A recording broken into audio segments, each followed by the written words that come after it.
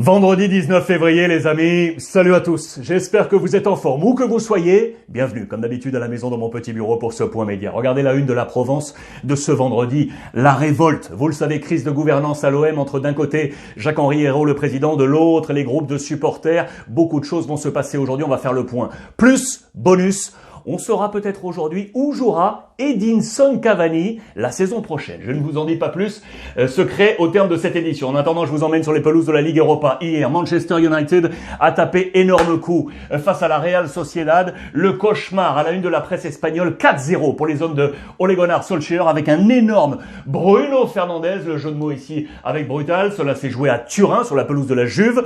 Les autorités espagnoles, vous le savez, ont interdit le passage de frontières à tout ressortissant des îles britanniques. Voilà pourquoi ce match a été déporté. La presse britannique qui a rassemblé des visages communs avec à la fois Bruno Fernandes mais également Gareth Bale. Tottenham s'est imposé également en Ligue Europa 4-1 face à la petite équipe de Wolfsberg. Il a marqué Gareth Bale avec ce W de win, un message envoyé notamment à Florentino Pérez également, le président du Real Madrid. Et regardez d'ailleurs dans les colonnes de ABC, le quotidien espagnol national, qui aujourd'hui expose 3 cartes de liberté pour alléger la masse salariale. On nous dit dans les colonnes que Isco, 8,5 millions à l'année, Marcelo, 9 et Gareth Bale, 12, qui va revenir de prêt en juin prochain au Real Madrid. Ces 3 hommes auront la possibilité de négocier librement à coût zéro en juin prochain, et tout ça donc pour alléger la masse salariale côté Real Madrid. D'ailleurs, en parlant de Gareth Bale, regardez dans les colonnes de Marca aujourd'hui,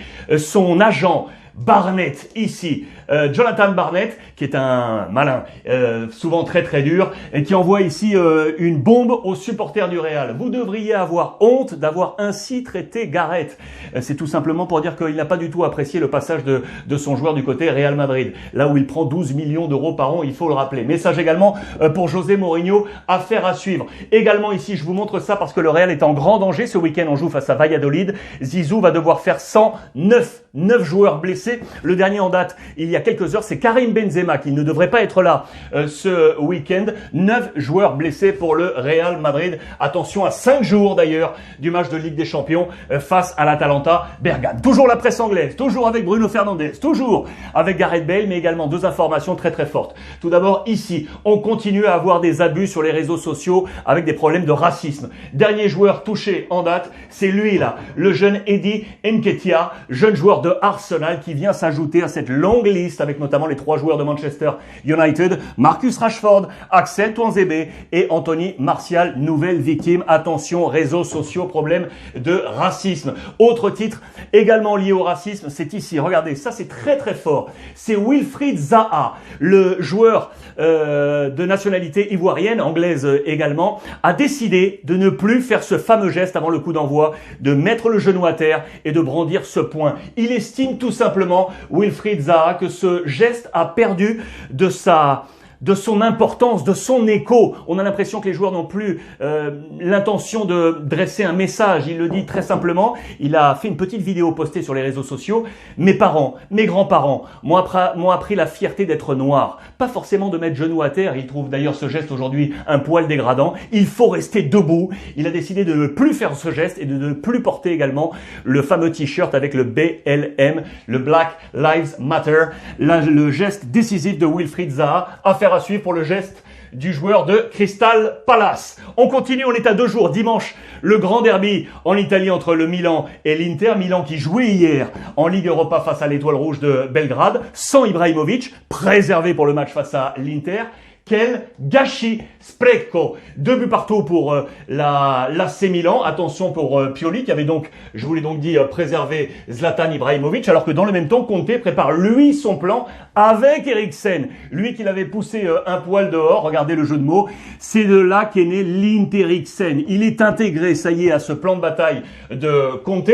D'ailleurs, regardez la feuille de match probable à suivre sur les réseaux sociaux de Philippe Gelin. Il est là, Eriksen. Il serait en ballottage très favorable face à Arturo Vidal pour être titulaire. Handanovic, De Vrij, Bastoni, Skriniar, Hakimi, Barella, Brozo, Perisic, Lautaro, Lukaku. En face, normalement, pas de doute, Donnarumma, Kier, Romagnoli, Théo Hernandez, ici très très bon d'ailleurs dans le match face à l'Étoile Rouge de Belgrade, ça a été le mieux noté. Calabria, Tonali, Kessié, Salemakers, Çalhanoğlu, Leao et donc Ibrahimovic qui ferait son retour. Match magnifique ce dimanche sur les antennes de beIN. Pardon, j'ai oublié une info un peu importante. Regardez juste derrière ici, la balançoire Juventus. Le jeu de mots. Pourquoi? Parce que regardez la cadence de la Juve depuis le début de l'année. C'est mois par mois divisé. On nous dit que la Juve n'arrive pas à trouver son équilibre. Plusieurs raisons à cela. On n'arrive pas à trouver la bonne association entre Cristiano Ronaldo et Morata.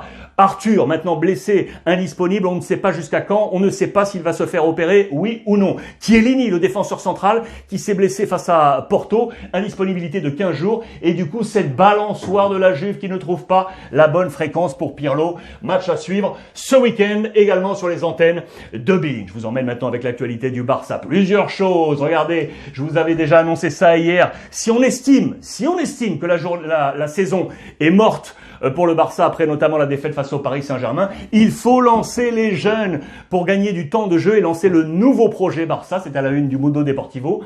Également ici, Luis Suarez qui, soi-disant, entre guillemets, serait parti libre du Barça pour l'Atlético Madrid. Nos confrères de Sport nous disent que finalement, il y aurait en sous-marin un pacte à hauteur de 11 millions d'euros. C'est dans les pages intérieures de Sport, vous le voyez.